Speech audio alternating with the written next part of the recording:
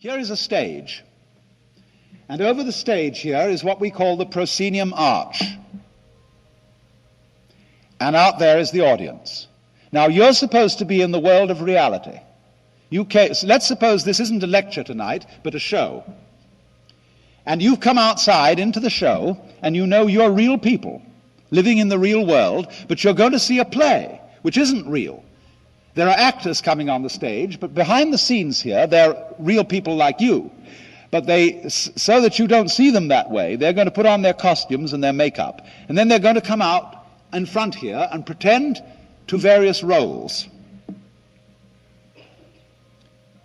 But you know, you want to be half convinced that what they're doing on the stage is real.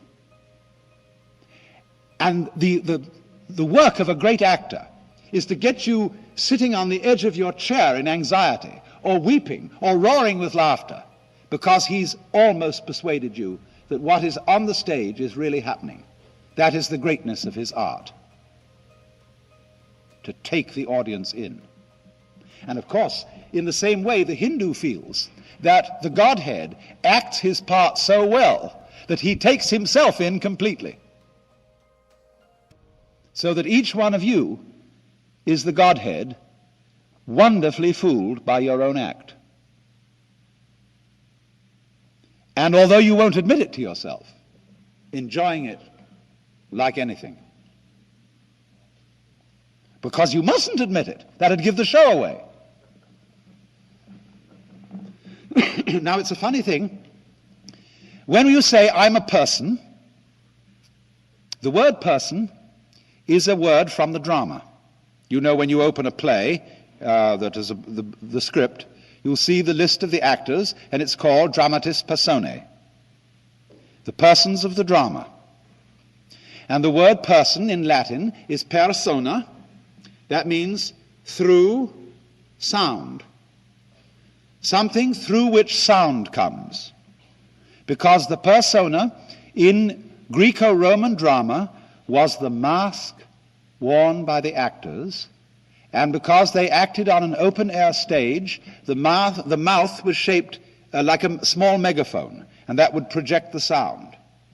So the person is the mask. Isn't it funny now how we've forgotten that? And so Harry Emerson Fosdick could write a book called How to Be a Real Person, which, if translated literally, is How to Be a Genuine Fake. Because in the old sense, you see, the person is the role, the part played by the actor. But if you forget, you see, that you are the actor, and you think you're the person, you've been taken in by your own role. You're enrolled. You're bewitched, spellbound, enchanted. So then, look at something else about the drama and its nature. In the drama, there has to be a villain. Unless, of course, you're acting some kind of a non-play, which doesn't have any story. But all fundamental stories start out with a status quo, where everybody's sort of going along, and then something has to come in to upset everything. And the interest of the play is, how are we going to solve it? It's the same when you play cards. Supposing you're playing solitaire. You start by shuffling the deck, and that introduces chaos. And the game is to play order against chaos. So in the drama, somebody has to be the villain and play the dark side. And then the hero plays against him. If you go to the theater for a good cry, then you let the villain win and you call it a tragedy. If you go for a thrill, you let the hero win. But if you go for laughs, you call it a comedy. There are different arrangements then between the hero and the villain. But in all cases, when the curtain goes down at the end of the drama, the hero and the villain step out hand in hand, and the audience applaud both. They don't boo the villain at the end of the play. They applaud him for acting the part of the villain so well. And they applaud the hero for acting the part of the hero so well. because they know that the hero role and the villain role are only masks. And so you see behind the stage, too, there is the green room, where after the play is over and before it begins, the masks are taken off. And so the Hindus feel that behind the scene, that is to say, in reality, under the surface, you are all the actor, marvelously skilled in playing many parts and in getting lost in the mazes of your own minds and the entanglements of your own affairs, as if this were the most urgent thing going. But behind the scenes, in the green room, you might say in the very back of your mind and the very depths of your soul, you always have a very tiny sneaking suspicion that you might not be the you that you think you are. The Germans call it a Hintergedanke, a thought way, way back in your head that you will hardly admit to yourself. Because, of course, you've been brought up, most of you, if you were brought up in the Hebrew Christian tradition, it would be very wicked indeed to think that you were God. That would be blasphemy. And don't you ever dare think such an idea. Which, of course, is all as it should be, because the show must go on. Until, of course, the time does come to stop.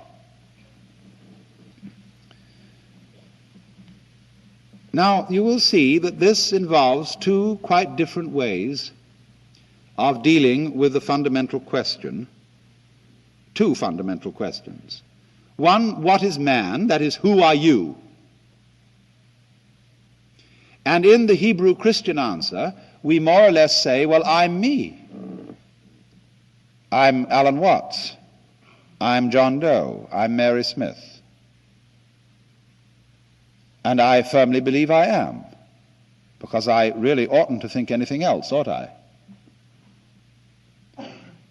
And that me is a finite ego, or a finite mind, whatever that is. On the other hand, the Hindu will say that the real self, which he calls Atman, A-T-M-A-N, is what there is. It's the works. It's the which than which there is no whicher, the root and ground of the universe and of reality. The next problem where they differ so sharply is, well, why have things gone wrong? Why is there evil? Why is there pain? Why is there tragedy? Now, in the Christian tradition, you have to attribute evil to something else besides God. There, God is defined as good. And he originally created the scheme of things without there being any evil in it.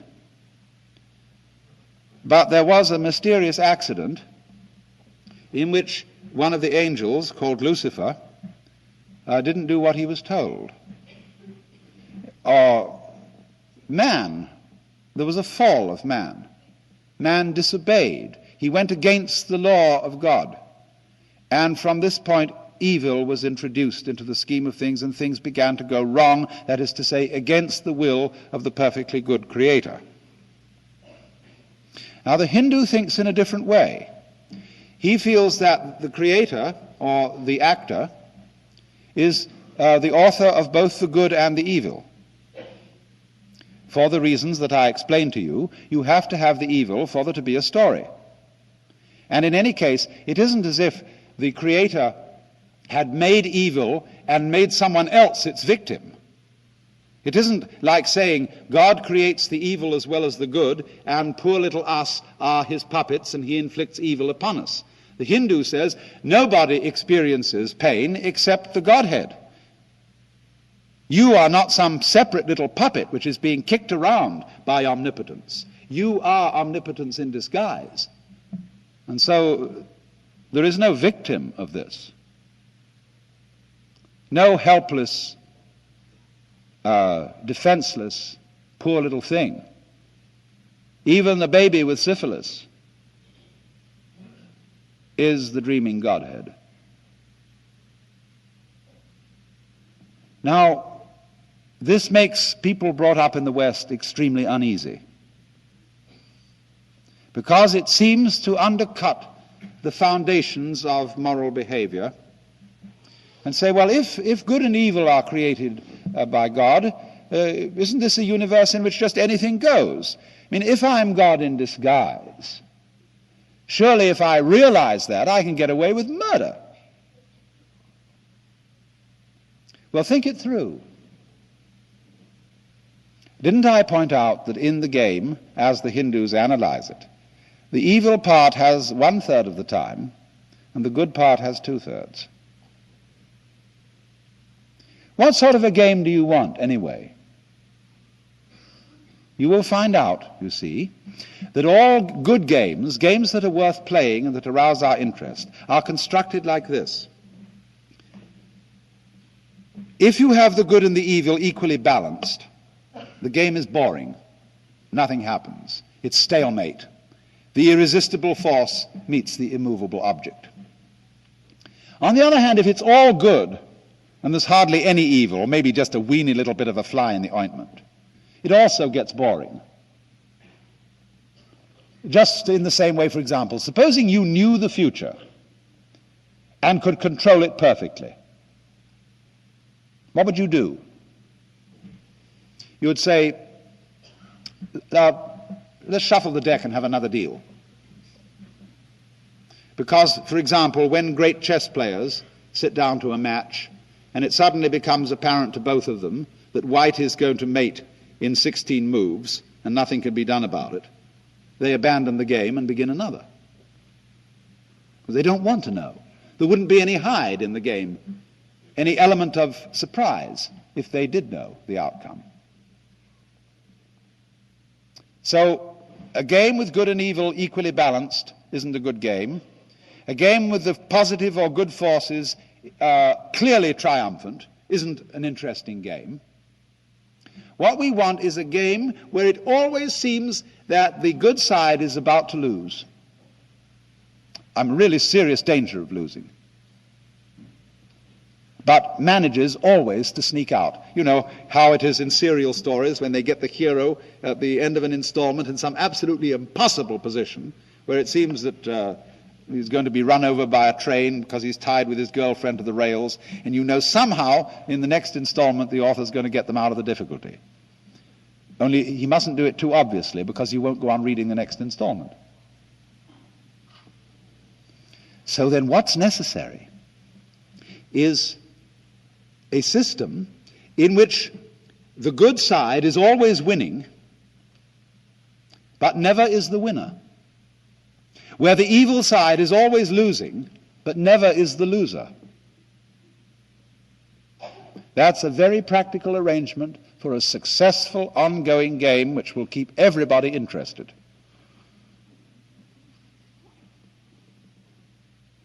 And you must watch this in practical politics. Every in-group or group of nice people needs an out-group of nasty people. Otherwise they wouldn't know who they were.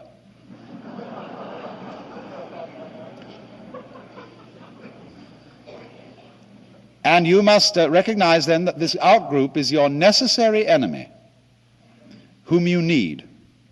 He keeps you on your toes.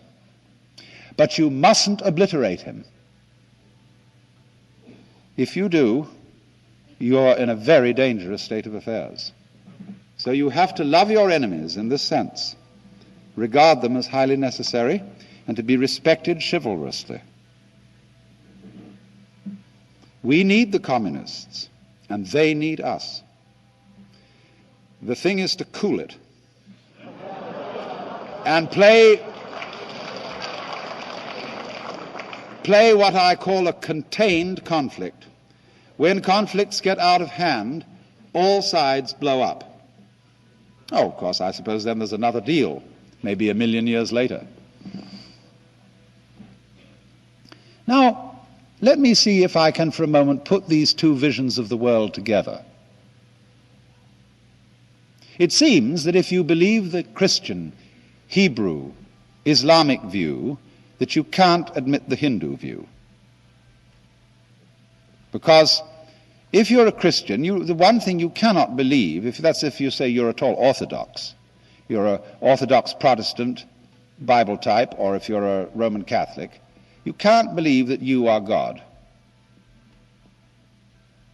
And so that excludes Hinduism, apparently. But let's go back to Judaism for a minute and ask this question. If Judaism is the true religion, can Christianity be true too? No. No. Because there's one thing in Christianity that the Jew can't admit, and that was that Jesus Christ was God.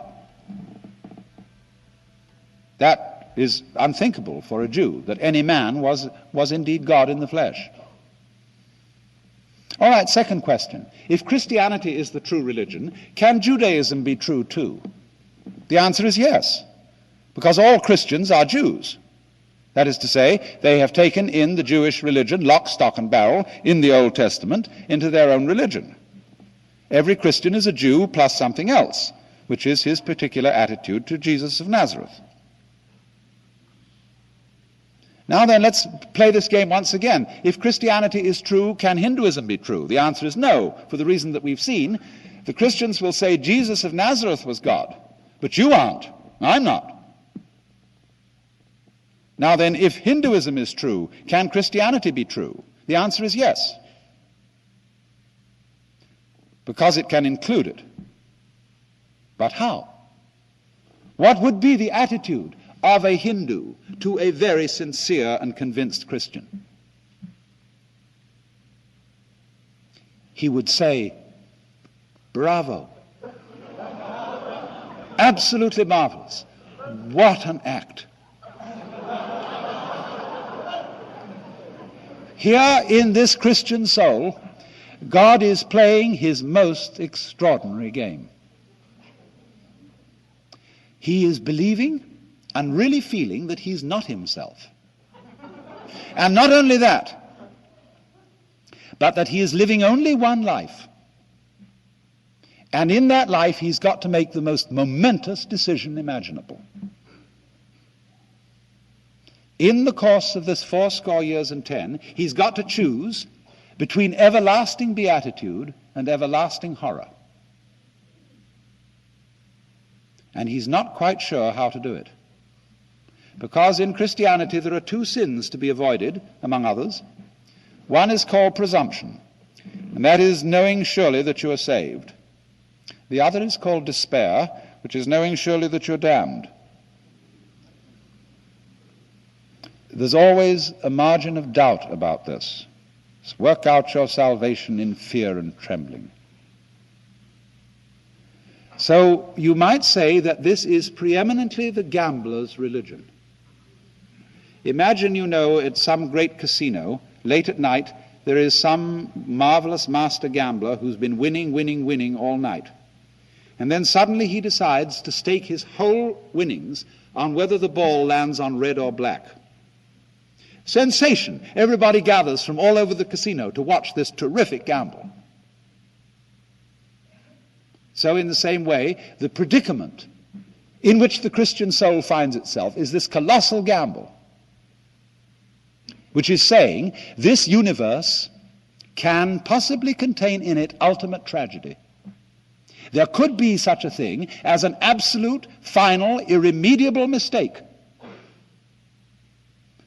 And what a horror that thought is. And so the Hindu is sitting in the audience, fascinated by this Christian's extraordinary, reckless gamble. He says, that's a beautiful game. The Christian doesn't know it's a game, but the Hindu suspects it is. And he's a little bit admiring it, but not quite involved. Now you would say, perhaps, now you ought to be involved. Give your whole self to this.